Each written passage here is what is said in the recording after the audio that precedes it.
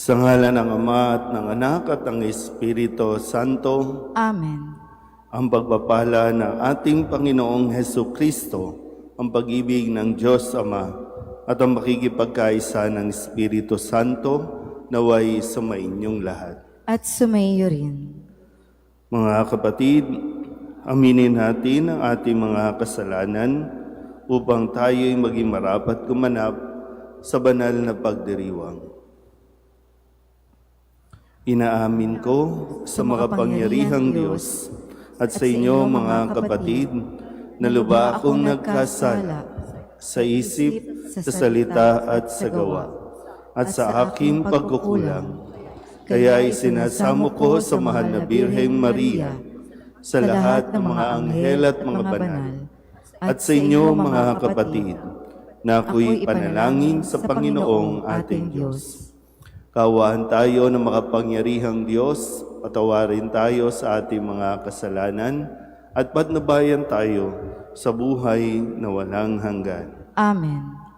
Panginoon, kaawaan mo kami. Panginoon, kaawaan mo kami. Kristo, kaawaan mo kami. Kristo, kaawaan mo kami. Panginoon, kaawaan mo kami. Panginoon, kaawaan mo kami. Manalangin tayo. Ama naming makapangyarihan, sa masaya naming pagdiriwang sa 40 araw na paghahanda sa pagkabuhay at sa pakikinabang namin sa salo-salong banal ng paghahaing ipinagkamit namin ng katubusan, ikagalak nawa namin ang dulot nitong kabutihan sa pamamagitan ni Hesu Kristo kasama ng Espiritu Santo magpasawalang hanggan. Amen.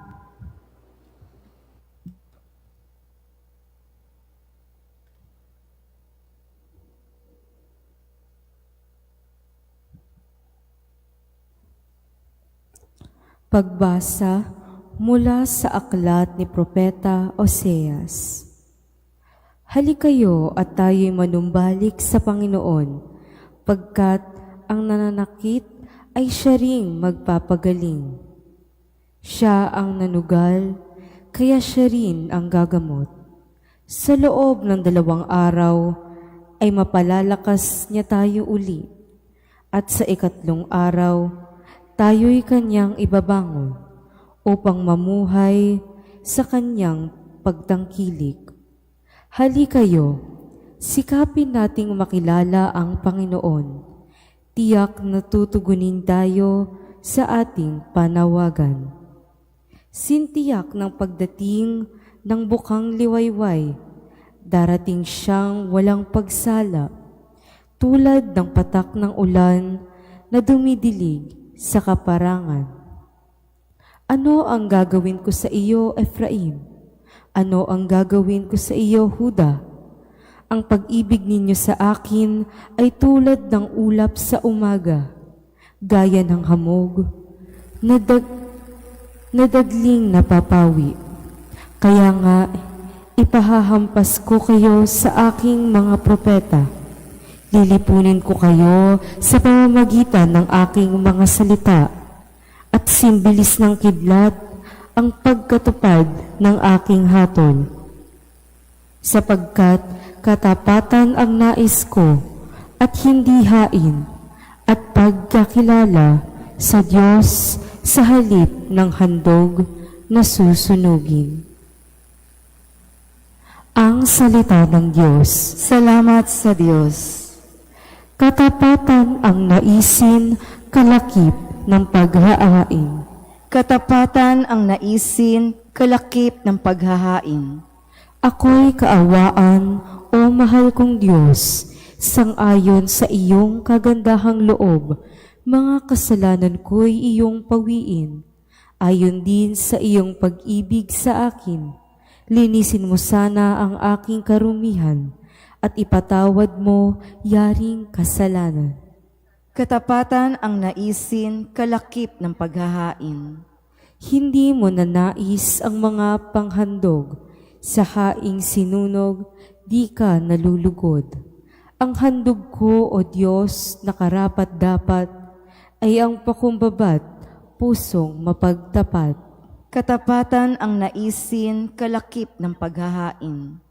Iyong kahabagan, O Diyos, ang Sayon, yaong Jerusalem ay muling ibangon. At kung magkagayon ang handog na haing dala sa dambana, torong susunugin, malugod na ito'y iyong tatanggapin. Katapatan ang naisin, kalakip ng paghahain. Kapag ngayoy napakinggan ang tinig ng poong mahal, huwag na ninyong hadlangan ang pagsasakatuparang ng mithin at kalooban. Katapatan ang naisin, kalakip ng paghahain. Magsitayo na po ang lahat. Papuri sa'yo, Panginoong Heso Kristo, Hari ng walang hanggang kapurihan.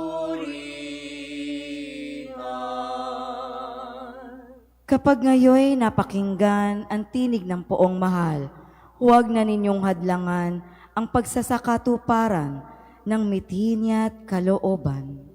Papuri sa'yo, Panginoong Heso Kristo, Hari ng walang hanggang kapurihan.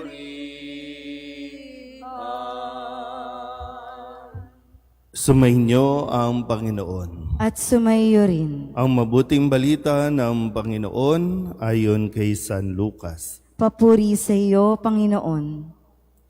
Noong panahong iyon, sinabi ni Jesus ang talinghagang ito sa mga taong ang tingin sa sarili, matuwid at tumahamak naman sa iba. May dalawang lalaking pumanhik sa templo upang manalangin. Ang isa'y Pariseo at ang isa namay publikano. Tumindig ang Pariseo at pabulong na nanalangin ng ganito: O Diyos, nagpapasalamat ako sa iyo pagkat hindi ako katulad ng iba, mga magnanakaw, mga magdaraya, mga mangangalunya, o kaya'y katulad ng publikanong ito. Makalawa akong nag-aayuno sa loob ng sanlinggo. Nagbibigay ako ng ikapu ng lahat kong kinikita. Samantala, ang publikano'y nakatayo sa malayo, hindi man lamang makatingin sa langit, kundi dinadagukan ang kanyang dibdib at sinasabing, O Diyos, mahabag po kayo sa akin na isang makasalanan. Sinasabi ko sa inyo, ang lalaking ito'y umuwing kinalulugdan ng Diyos, ngunit hindi ang isa. Sapagkat ang sinumang nagpapakataas ay ibababa, at ang nagpapakababa ay itataas. Ang mabuting balita ng Panginoon. Pinupuri ka namin, Panginoong Heso Kristo. Isang magandang umaga po sa inyong lahat. Magandang umaga po. Ngayon po ay Sabado para sa ikatlong linggo ng ating 40 araw na paghahanda para sa Misteryo Pascual. Atin po munang balikan ang ating po mga narinig ng mga salita at nawa ito ay hindi manakaw sa ating isipan at hindi makuha ng anumang mga bagay na ating po mga iniisip at pinagkakaabalahan. Nung Lunes, matapos po na siya ay, kung kayo po ay nakapagsimba ng Lunes, matapos po na siya ay pagbintangan o hindi tanggapin sa kanyang sariling bayan at sa kanyang mga tinuturo, si Jesus ay binalak na ihulog sa bangin dahil sa kanyang mga sinabi na nakasama ng loob ng kanya pong mga kausap. Ngunit ang ginawa ni Jesus ay dumaan siya sa kalagitnaan nila at umalis. Minsan may mga bagay no, na kapag hindi ka katanggap-tanggap o hindi ka tinatanggap ng mga tao, anong dahilan para manatili ka sa kanila, di umalis ka na lang. No? Kumbaga, ikaw na mismo ang umiwas kaysa ikaw pa mismo ang makipaglaban sa kanila. No? Dahil mayroon naman talaga mga pagkakataon na kahit anong paliwanag mo, may mga taong pagsarado na ang isip, wala silang tatanggapin at magagalit pa yan sa iyo. Kaya ikaw naman, wag mong pag-aksayahan ng panahon. Baka ito ang sinasabi, may mga sitwasyon sa buhay natin, kailangan mo silang iwan, kailangan mong umalis para din naman sa iyong sanity. Mababaliw ka lang at masisiraan ka lang ng loob. Dapat focus ka sa iyong misyon, focus ka sa iyong dapat na gawin. Noong Martes, sa pagdiriwang natin ng kapistahan ng pagpapahayag ng mabuting balita, sinabi sa atin, katulad ni Maria, ako'y alipin ng Panginoon, mangyari sa akin ang iyong sinabi. Yung pagtitiwala sa plano ng Diyos, ito ang dapat nating pinag-aaksayahan o pinaggugugulan ng ating panahon. Hindi ang mga plano ng tao, kundi kung ano ang plano ng Diyos. At noong Miyerkules, pinaalala ulit sa atin ni Jesus na sabi niya, ngunit ang gumaganap ng kautusan at nagtuturo na tuparin iyon ay ibibilang na dakila sa kaharian ng Diyos. Kung susundan natin, matapos yung kay Maria, binigay niya ng halimbawa na hindi siya naparito para baguhin kahit anuman o alisin ang kautusan, kundi naparito si Jesus upang tuparin, ituro ang mga kautusan. Nung Huwebes, matapos niyang sabihin na itong salita ng pagtuturo at pagtupad, ang sabi niya, ang hindi panig sa akin ay laban sa akin. At nagkakalat ang hindi tumutulong sa aking mag-ipon. Ngayon, saan ba tayo talaga? Kanino ba talaga tayo yung alliance natin, kanino ba talaga tayo nakakampi? Kay Jesus ba talaga tayo o sa iba? Kahapon, Biyernes, sa pagdulog nung isang eskriba, yung sa kanyang tanong, ano ang pinakamahalagang utos? At nang masagot din niya na ang pinakamahalagang utos, unang-una ay ibigin ng Diyos, pangalawa, ibigin ng kapwa gaya ng iyong sarili.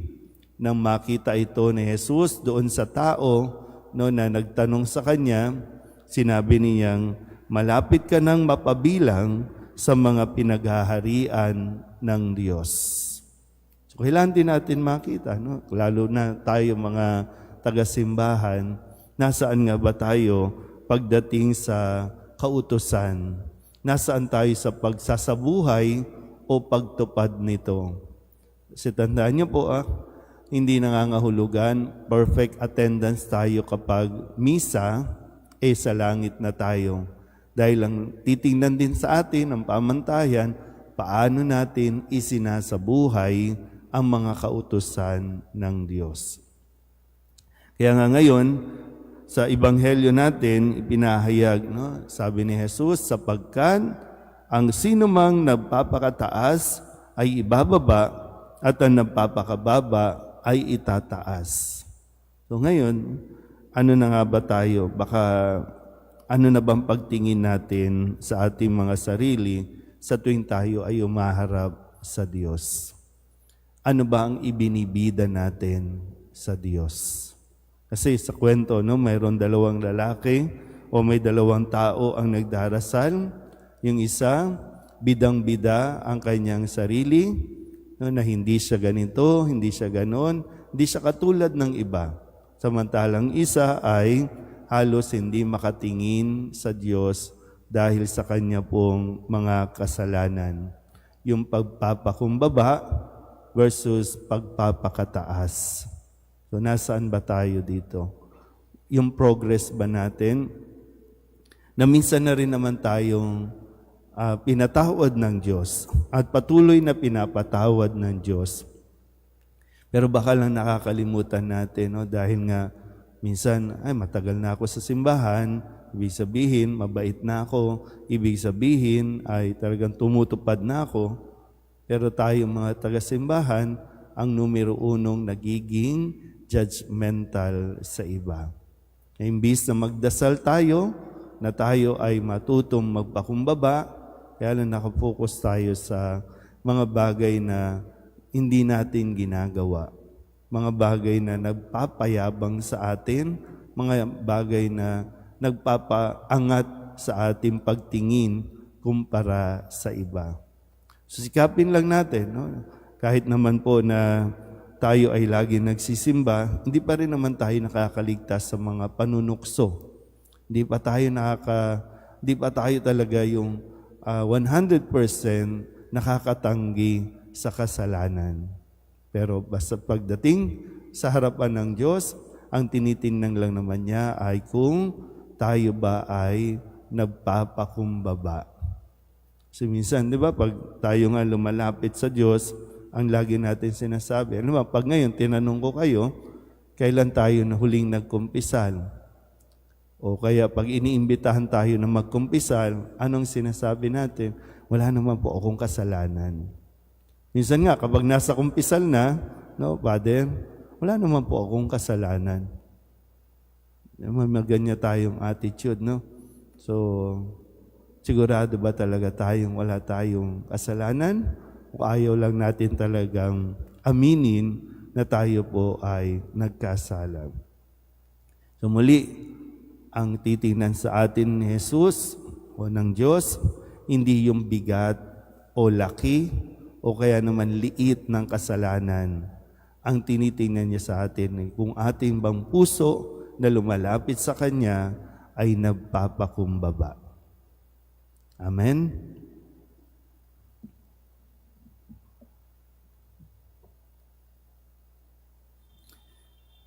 Taglay ang mga pusong nagsisisi at nagpapakumbaba. Humaharap tayo ngayon sa Diyos. Tumugon tayo ng tapat at nagpapakaabang panalangin sa mga kahilingang ito. Ang ating pong itutugon, Panginoon, dinggin mo ang aming panalangin. Panginoon, dinggin mo ang aming panalangin. Ang simbahan naway maging isang tiyak na kanlungan para sa mga makasalanan at mga itinatakwil ng lipunan. Manalangin tayo sa Panginoon. Panginoon, dinggin mo ang aming panalangin. Ang mga naglilingkod sa bayan naway mabigyan ng higit na malasakit sa mga kababaihan, mga bata, mga ulila, mga matanda, at mga walang tahanan. Manalangin tayo sa Panginoon. Panginoon, dinggin mo ang aming panalangin. Ang mga mananampalataya naway magkaroon ng higit na malalim na panalangin at pagsisisi, lalo na sa panahong ito ng Kwaresma. Manalangin tayo sa Panginoon. Panginoon, dinggin mo ang aming panalangin. Ang mga may sakit naway maranasan ang nakapagpapagaling na kapangyarihan ni Kristo upang mabigyan sila ng pag-asa. Manalangin tayo sa Panginoon. Panginoon, dinggin mo ang aming panalangin. Ang mga yumao naway magtamasa ng liwanag, kaligayahan at kapayapaan sa langit. Manalangin tayo sa Panginoon. Panginoon, dinggin mo ang aming panalangin. Dulog din natin sa Panginoon ang ating mga personal na kahilingan at mga panalangin para sa ating mga pamilya. Kasama din ang mga kahilingan ng mga nanonood sa online. Lahat ng mga misang pasasalamat, special na intensyon, agarang paggaling ng mga may sakit, at ang lahat ng mga kaluluwa na iniling na ipagdasal sa misang ito.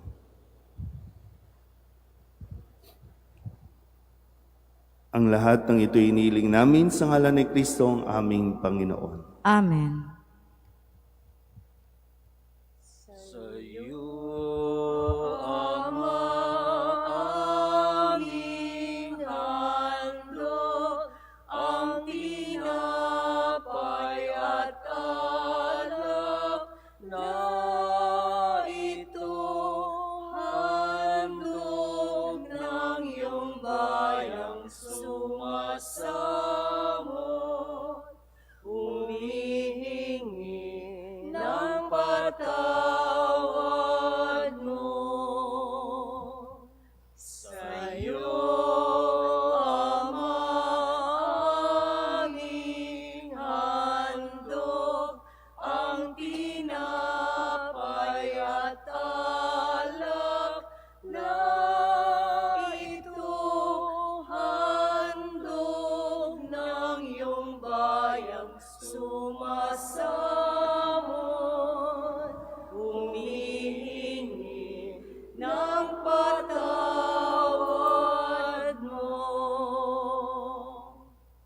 Magsitayo na po ang lahat. Manalangin kayo mga kapatid upang paghahain natin ay kalugdahan ng Diyos amang makapangyarihan. Tanggapin nawa ng Panginoon itong paghahain sa iyong mga kamay, sa kapurihan niya at karangalan sa ating kapakinabangan at sa buong sambayanan niyang banal. Ama naming lumikha, sa iyong kagandahang loob, dinalisay mo kami upang sa iyo'y makadulog. Sa pagdiriwang na ito ng maringal na paghahandog, maihainawa namin ang inyong ikinalulugod sa pamamagitan ni Jesucristo kasama ng Espiritu Santo magpasawalang hanggan. Amen. Sumainyo ang Panginoon. At sumaiyo rin, Itaas sa Diyos ang inyong puso at diwa. itinaas na namin sa Panginoon. Pasalamatan natin ang Panginoong ating Diyos. Marapat na siya ay pasalamatan. Ama naming makapangyarihan, tunay ngang marapat na ikaw ay aming pasalamatan sa pamamagitan ni Jesucristo na aming Panginoon. Minarapat mong ang pagtitiis para sa paghihirap ay maging tagapagpahiwatig ng pasasalamat na aming inihahain ngayon sa iyong hapag. Ang iyong anak ay ulirang tagabigay ng pagsasaluhan sa mga nagugutom at mga nauuhaw. Sa pagsunod namin sa giliw mong anak, ang pagkamaawain mo ay aming ginaganap upang ang pag-iimbot ay mapawing lahat sa aming pag-uugali at gawaing binabalak. Kaya kaysa ng mga anghel na nagsisiawit ng papuri sa iyo, nang walang humpay sa kalangitan, kami nagbubunyi sa iyong kadakilaan.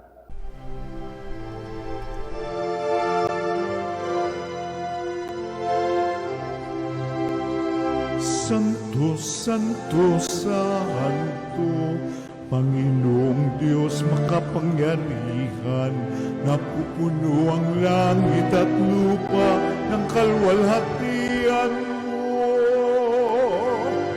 Hosana sa kaitaasan,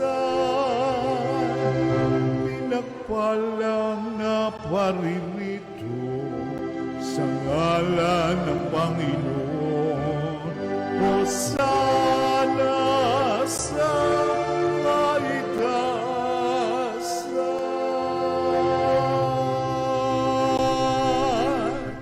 Ama naming banal, ikaw ang bukal ng tanang kabanalan, kaya't sa pamamagitan ng iyong Espiritu, gawin mong banal ang kaloob na ito upang para sa aming maging katawan at dugo ng aming Panginoong Jesucristo.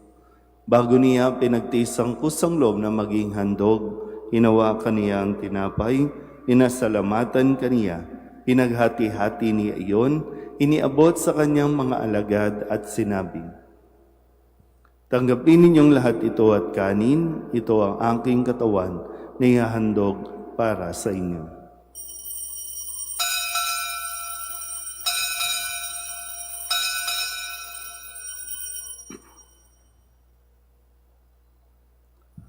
Gayun din naman nung matapos ang hapunan, hinawakan niya ang kalis, Muli kaniyang pinasalamatan. Iniabot niya ang kalis sa kanyang mga alagad at sinabi, "Tanggapin ninyong lahat ito at inumin. Ito ang kalis ng aking dugo, ng bago at walang hanggang tipan. Ang aking dugo na ibubuhos para sa inyo at para sa lahat sa ikapagpapatawad ng mga kasalanan. Gawin ninyo ito sa pag-alaala sa akin."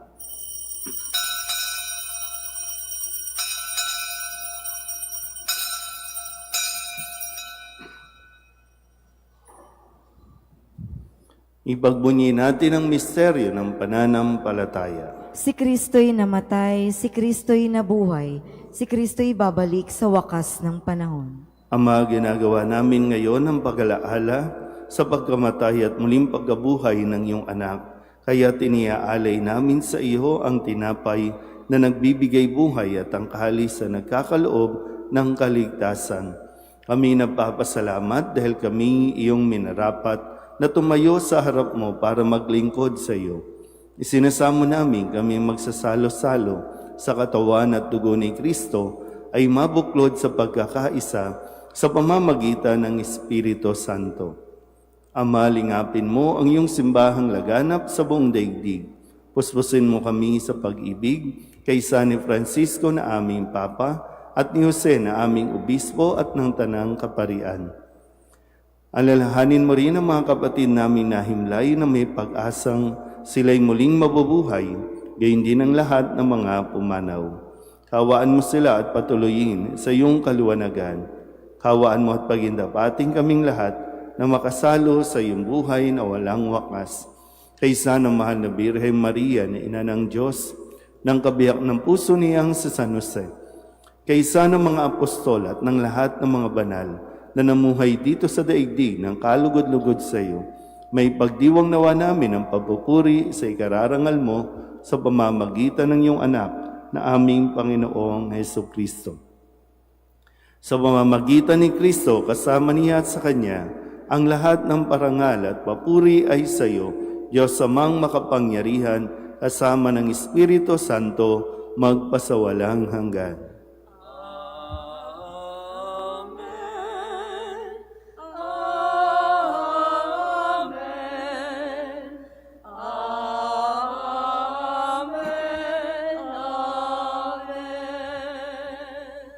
Sa tagubilin ng mga nakagagaling na utos at turo ni Jesus sa Panginoon natin at Diyos, ipahayag natin ng lakas loob.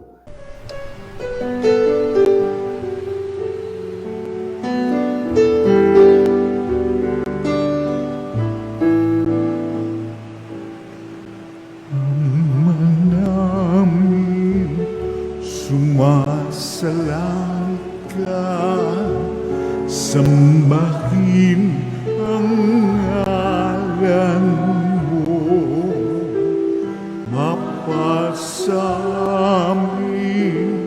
ang kaharian mo, sundin ang loob mo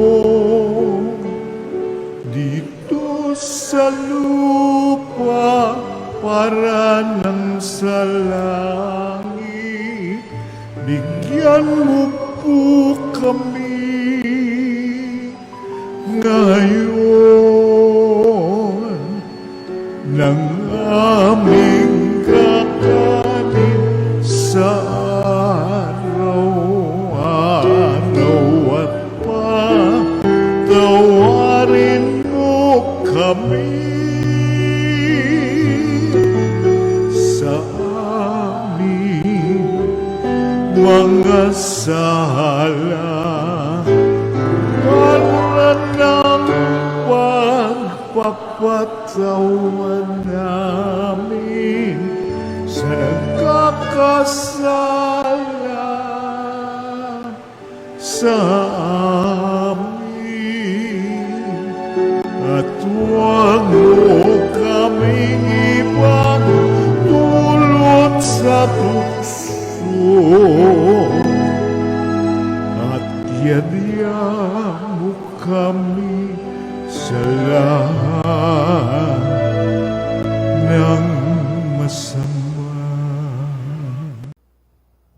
Hinihiling namin kami iadya sa lahat ng masama, pagkalooban ng kapayapaan araw-araw, iligtas sa kasalanan at ilayo sa lahat ng kapahamakan, samantalang aming pinananabikan ang dakilang araw ng pagpapahayag ng tagapagligtas namin sa Hesu Kristo.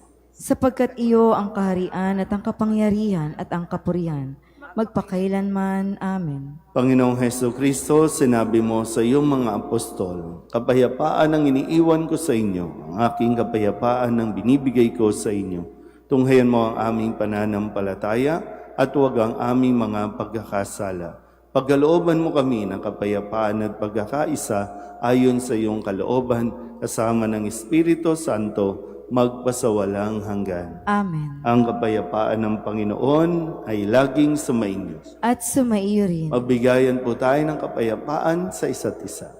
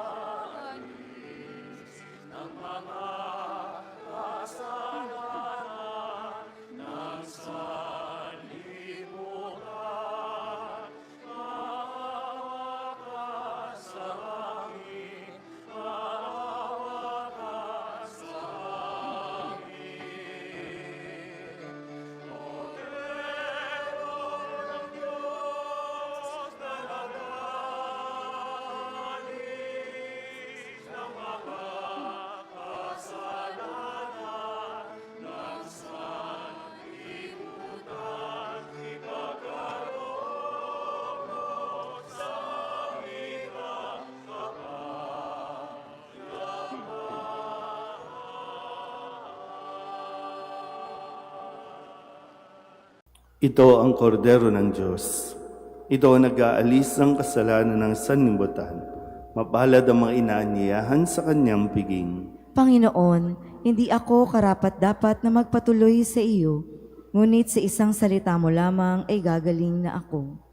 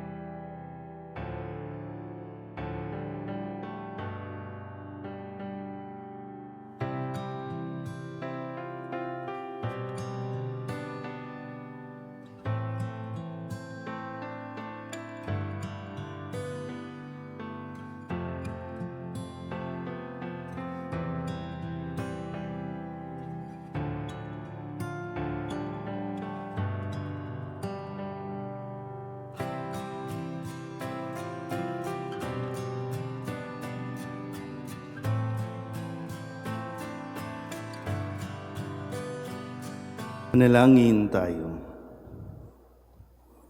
Ama naming mapagmahal, sa pagsasalong lagi sa banal na pakikinabang, mapangatawanan namin, nawa namin ang wagas na ginagampanan sa aming pagsasaloob ng lagi naming ipinagdiriwang sa pamamagitan ni Jesucristo kasama ng Espiritu Santo magpasawalang hanggan. Amen. Sumainyo ang Panginoon. At sumayo rin. At pagpalain kayo ng makapangyarihang Diyos, Ama at Anak at Espiritu Santo. Amen. Tapos ang banal na misa, humayo tayo sa kapayapaan ni Kristo. Salamat sa Diyos. Magandang umaga po.